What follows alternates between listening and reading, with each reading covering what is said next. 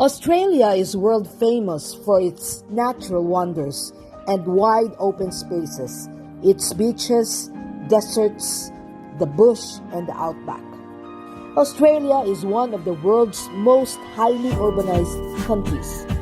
It is well known for the attraction of its large cities such as Sydney, Melbourne, Brisbane, and Perth. Some unique Australian animals include koalas and kangaroos.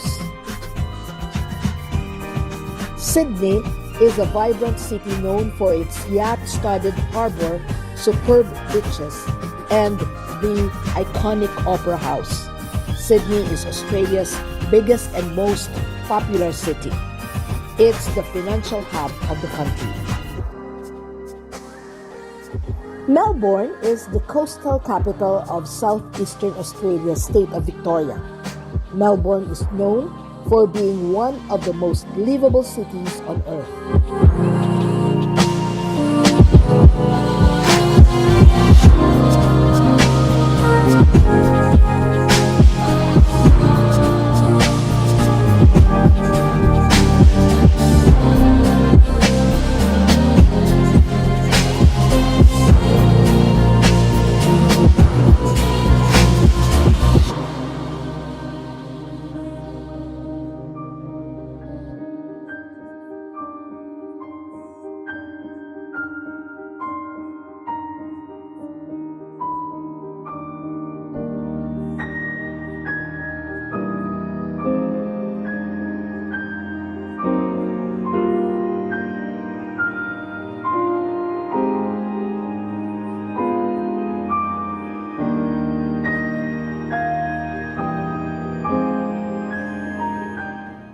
Brisbane, on the other hand, is the capital of Queensland.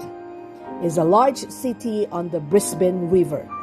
Brisbane is famous for koalas and home of world-famous Australia Zoo.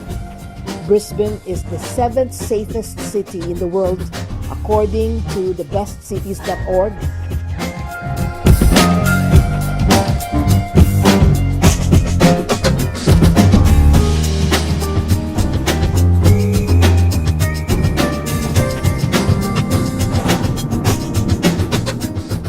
With Sydney as one of the most expensive cities in the world and Melbourne not so far behind, Brisbane feels like a big, deep, sun-filled breath of fresh air.